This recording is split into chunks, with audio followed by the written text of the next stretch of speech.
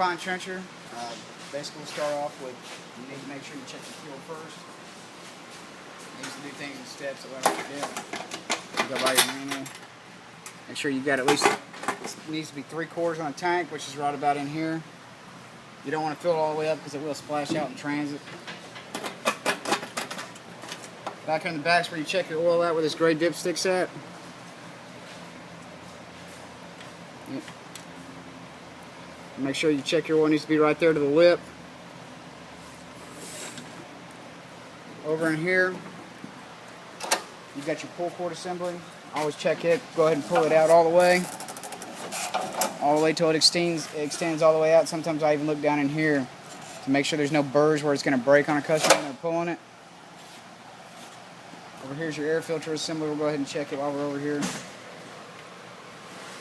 Pull this up. Stick that on the muffler, you'll melt it. I'm going to take it off.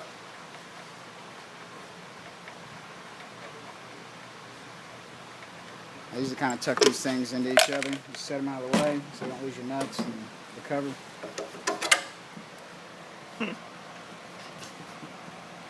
We're going to take this also as well. We're going to look through it, make sure we see sunlight, and just tap it out.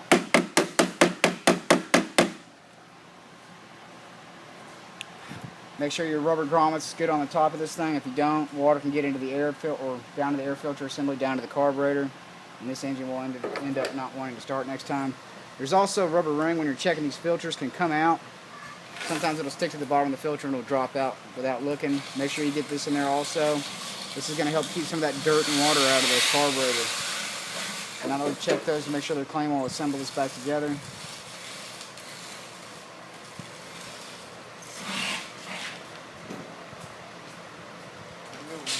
Take care.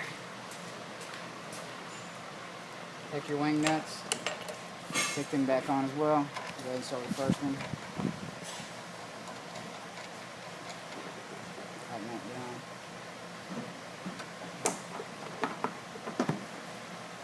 I like on the stump grinders and brush strippers, you want to make sure these things are level if they're on a trailer. Sometimes you have to put them on a jack, whatever you got to do to level them out. Make sure your engine's sitting flush level. Otherwise you're going to get an improper reading on your fluids. Right here, we've got your, it's going to be the hydro port. We're going to go ahead and check it. Make sure it's on this dot right here. See the dot? It's right there. If it's not, we need to add oil. It takes a 46 grade hydraulic fluid. Over here in the front, I'll go ahead and go over the grease fittings with you and show you where they're at.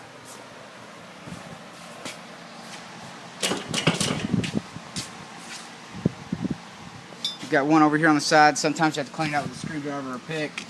This is for your tensioning point. If you don't grease this, you can make it to where you can't tension this thing because that bolt's not getting grease to it. I generally grease it until I see grease come out of that bolt head. And you got another one on the top of this thing.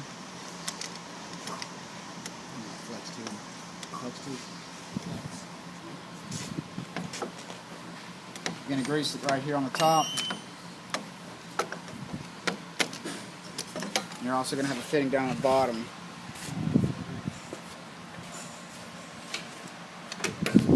Sometimes it's a chore to get to it.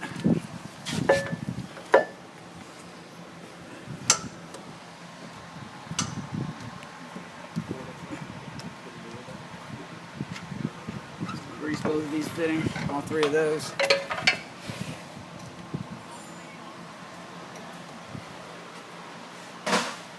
Chain tension, what you want to do is you want to double check right here on the center point, which is your low point. The chain is right here. You want it to be anywhere from 2 to 3 fingers. Maybe 2. I recommend 2.5. 2.5 to 3. 2.5 to 3 fingers right here.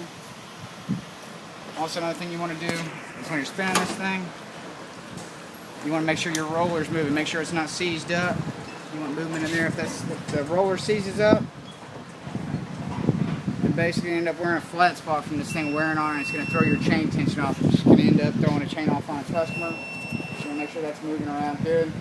Up in here, most of the times when these things come back, it's been wet or muddy, you're going to get a bunch of stuff in here, debris, grass, the sewing. Make sure you clean this out real good because this stuff can get in your seals and end up causing a gear dope leak. Over here on the sides where we're going to check our gear dope.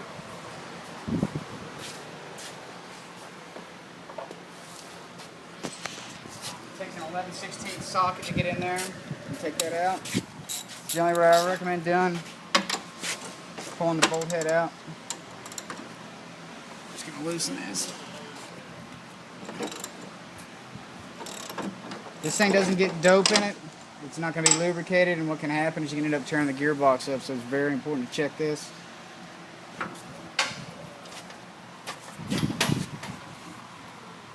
Basically, if you can't see any fluid coming out, you may add some. It takes an 80/90 gear weight. Take our 80/90. This is the 80/90 gear weight oil right here. It's made by Kendall.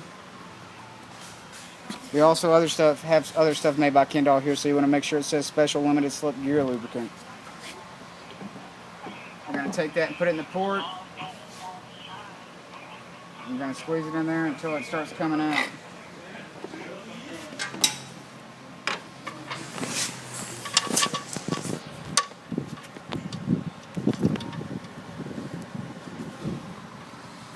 Go ahead and tighten that back up.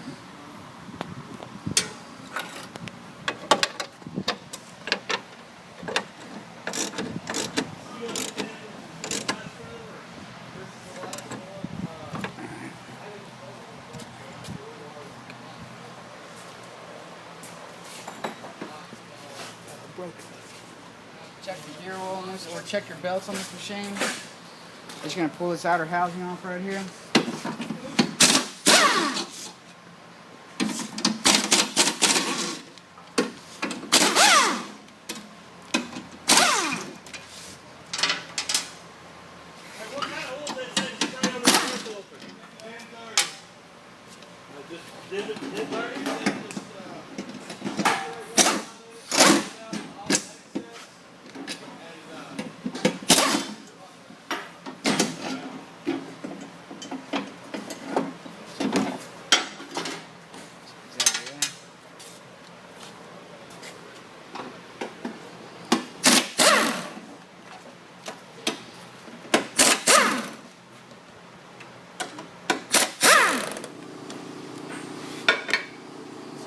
The belt housing for us.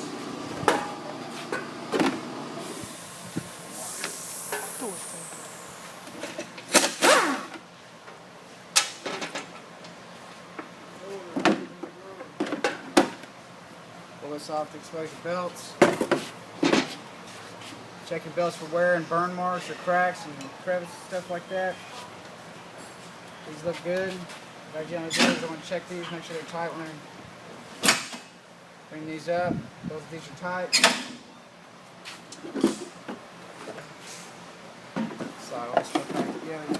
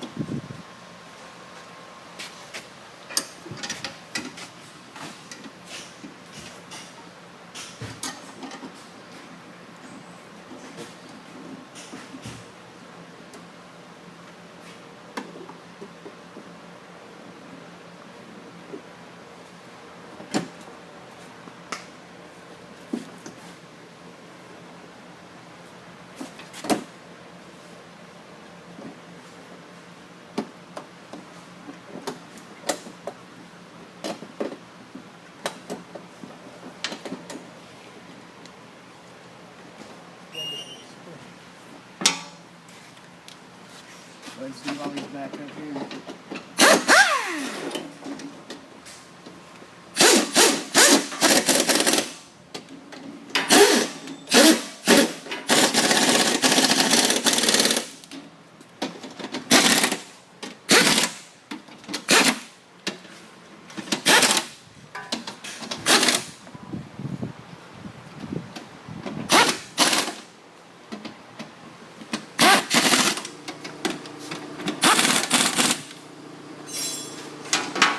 going to go over next is the teeth on these things. You just want to kind of go down them and make sure they're all tight. Make sure you got a good tip on them. You go down. When these carbides get worn off like this, it's time to change them. They'll start kind of curving in, like it's like a little curve like that, like an oval, half oval. They'll need to be changed. These are called these are your root teeth. Basically, they're going to wear out faster than these sharks are going to wear out. You'll probably get about twice the life out of one of these you're going to do to these. Just kind of go down them, make sure they're all tight. If they need to be changed, go ahead and change them out. And make sure you put these little inserts right here in here back in when you put them back to make sure they don't fall down on the ground and get lost. Because what will happen is if you over tighten this, it's going to cause over time this thing to where it's going to catch in this one point in the chain from over tensioning it. And last, we want to go ahead and check our tires.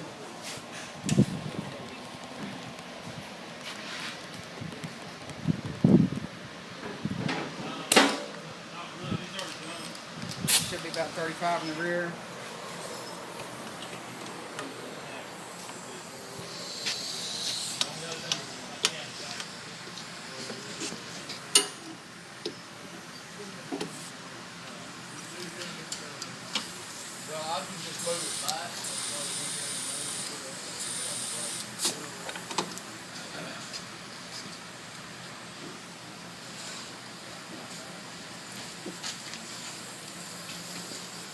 We're going to be about 25 to 30 in the front.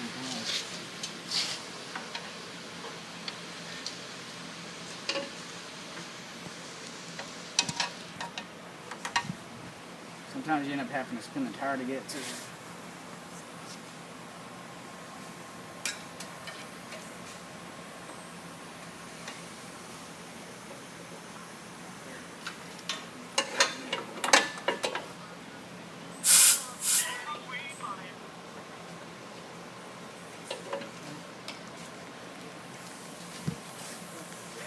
That's pretty much it on the trim.